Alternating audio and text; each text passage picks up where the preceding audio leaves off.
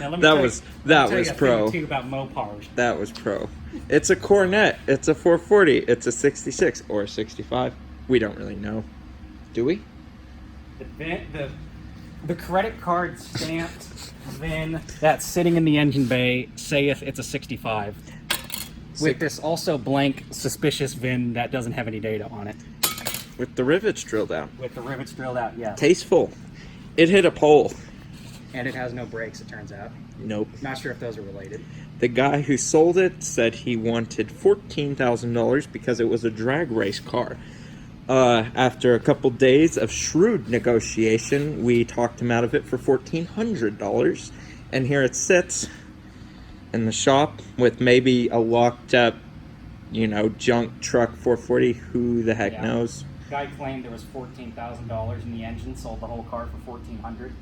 Mm-hmm. He lost a chunk of change. Or it's a lie. No, that can't be right. No Craigslist seller would ever lie about something like that. Beautiful car. Professionally done tint. Professional tint. Restored interior. Excellent quality see-through headliners. Those are expensive. Has a 440, but originally had a 2-barrel 318. Mopar sticker makes all the difference. That's at least like 50 horsepower. Man, it's got patina for days. I can't imagine why no one gave him his 14 grand for this thing. It's even got Mickey Thompsons for drag racing. Yeah, the Mickey Thompsons that damn near killed us trying to push this thing in here. Man, the guy said it was quick. He said it did it ran 12s. And it's like, what did you run it at? And he goes, 8th mile track. It's like, perfect. Yep, right on. Can we make the Cornet run 12? Well, open the hood and let's display the beast. I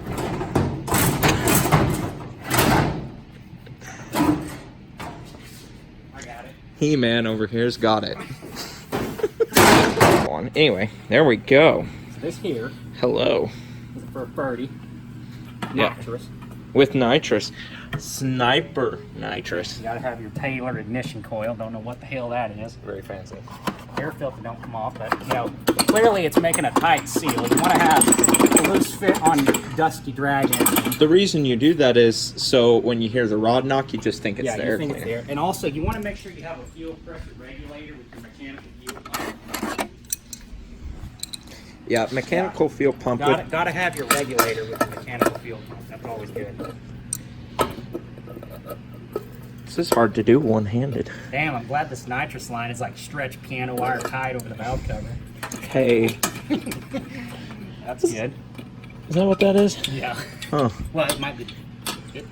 No, this has got to be the nitrous. That is a filter. That's got to be the fuel filter. Ooh. Holy carburetor. Might actually be a carburetor worth it, darn honestly. That's a pretty nice carburetor. Unless it's a knockoff Holly, at which point it's junk.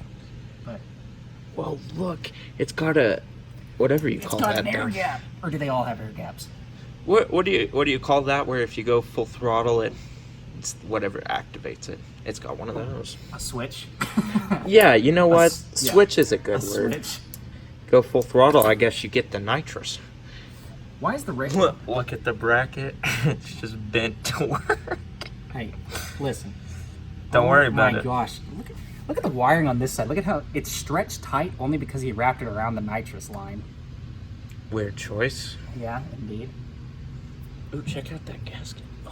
Oh, it's a double stack. Whoa, it's to take up the tolerances and air filter. 2 for the price of 1. So, the guy did say $14,000 was in this engine. However, based on how the care of the air filter and about everything else, I am going to bet that this is from a, 94 van or something like that. Said it was built by a Mopar professional race shop. Looks pretty pro to me. Okay. We should have washed it before we brought it in here. It doesn't matter. It's not going to run, so whatever. Oh, it's totally going to run. Well, it's going to run and then throw a rock through the block. No, it wouldn't dare. I put money down that it runs less than the Nova. Less than the Nova. The only interesting problem we're going to have is what in the heck are we going to do with the transcooler lines? This is interesting. Do you think this thing was... Somebody had the fender off. The bolts are all in there. No, he said he took the fender. Oh, okay. Was going to take the fender off to fix it. I see. I see. But I assume since this Belt thing's junk. is shredded. You know, you have that on 4. Oh, look, no, the pulleys don't align. Yeah, I know. That's what I was pointing out earlier when I said the pulleys don't align. I see it now. Yeah, well. So 14 grand, keep that in mind. 14 grand 14 for that. grand. And for that. Mismatched plug and for wires. That. 14 grand. Oh, yeah, 14 grand and you get your one-off Ford plug wire. It has headers, I'll give it that. Hey, those are nice headers. Unpainted, interestingly. Trans fluid looks alright. It's got ATF. The That's Bruce also General is fortunate. fine. Look at the look at the braid. No, but look at how stretched this is, and look at this wire. Like, why was... This is not forgivable because the line is literally right here. And why was the wire done like... I don't know. It doesn't matter. Well, I guess we'll put a battery... Oh, we'll put another battery in it, and... Hey, I bet this battery works perfect. I bet it doesn't. Okay, well, we'll come back with progress, I guess. I like how it looks like the two terminals are attached. That's what I saw. I was like, fire! That's fire potential.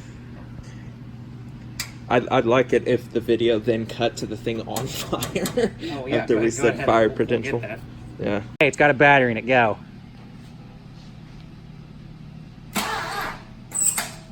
Sounds like 14 grand. Let's continue. This was built by a professional Mopar engine builder. Okay. Woo!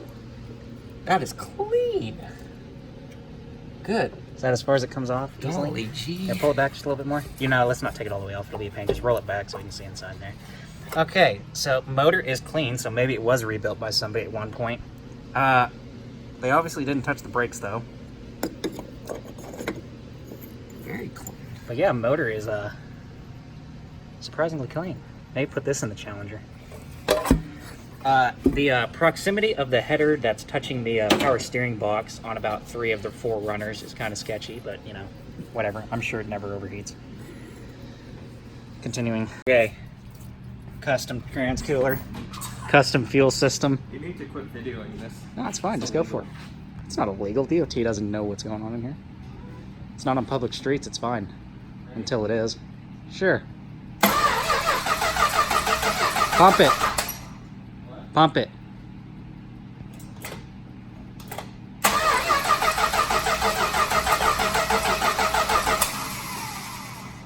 Hey, don't do that to that. What are you doing to this car? Oh, is that your choke? Okay, well, it started once, ran for 3 seconds, but I missed it because I was holding the choke.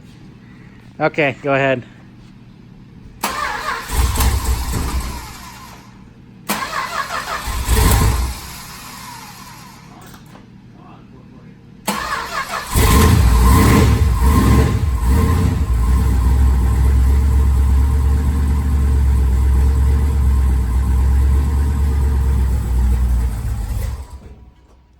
Missed it. 50 pounds, I guess, is all right. Yeah.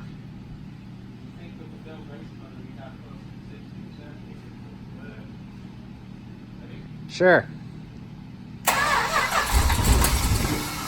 Give it a good rev if it'll run.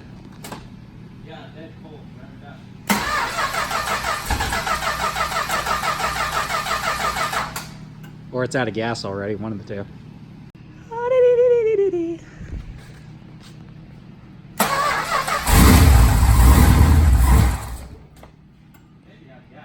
Ready.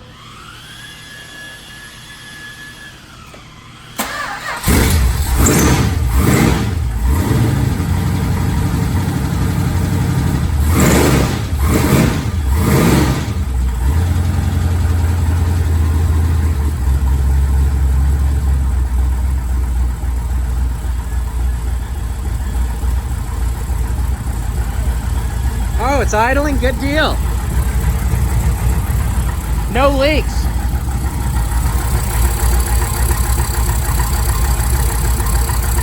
Sounds like a noise. Or is that just the exhaust?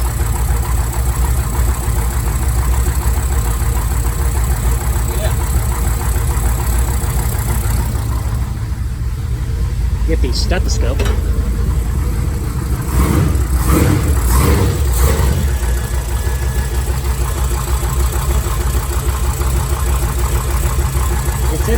whatever it is.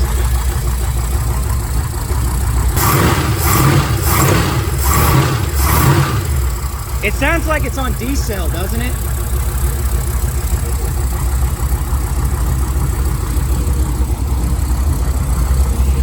Whatever it is, it's cleaning up.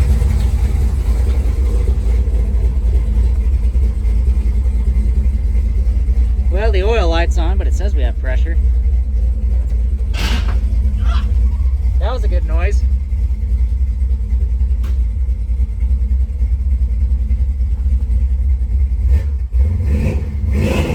Okay, we'll stop with that. I don't know what the hell it is. I don't know, but it's definitely doing something. Seriously, here's the pocket that the VIN and everything was sitting in. Not sure how that works. Okay, change the oil. It's got zinc. Will it start? Probably not.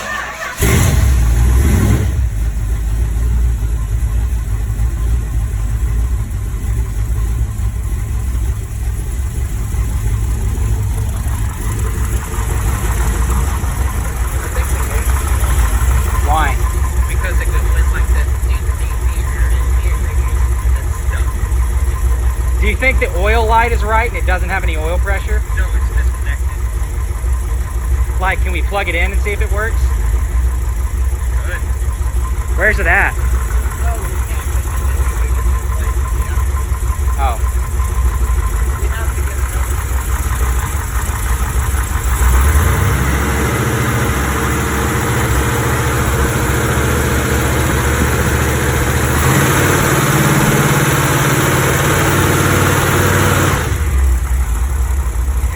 How much was that?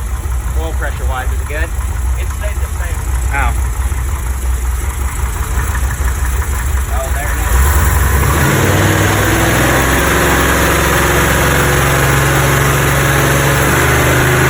is. All right, so the transmission is completely out of fluid as it turns out.